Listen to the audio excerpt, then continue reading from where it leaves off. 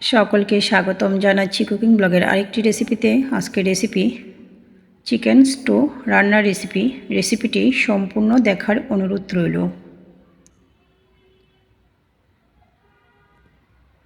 তো এখানে আমি কয়েক রকমের সবজি কেটে ধুয়ে নিয়েছি।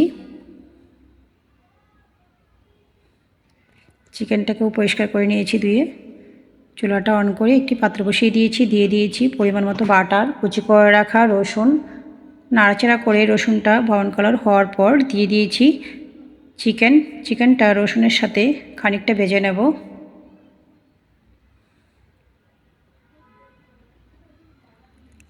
তো এই পর্যায়ে আমি অ্যাড করে দিয়েছি সবজি,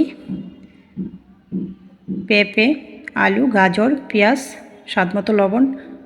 যে সবজিগুলো একটু সময় লাগবে ওই সবজিটা আমি আগে অ্যাড করেছি। তো নাড়াচাড়া করে ঢাকনাটা দিয়ে দিয়েছিলাম। ফিরে আসছি 3 থেকে 4 মিনিট পর। ঢাকনাটা নামিয়ে অ্যাড করে দিয়েছি ক্যাপসিকাম, বাঁধাকপি। আবারও নাড়াচাড়া করে নিয়েছি।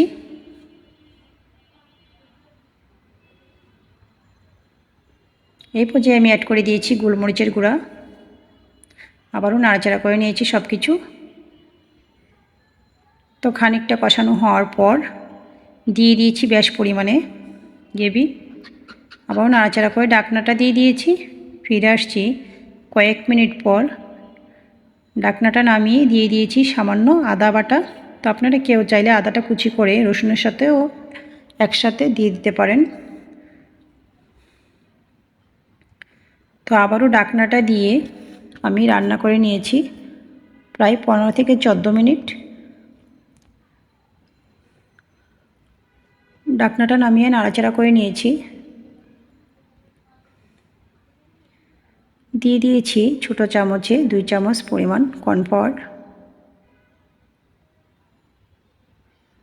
সামান্য পরিমাণে চিনিও দিয়েছিলাম।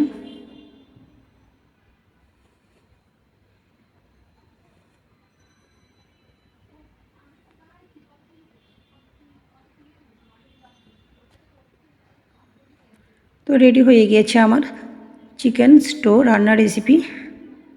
এ পর্যায়ে আমি চুলায় আরেকটি পাত্র বসিয়ে দিয়েছি।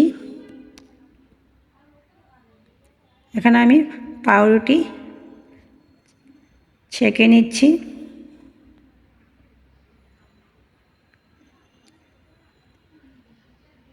চিকেন স্টোর সাথে পরিবেশন করার জন্য।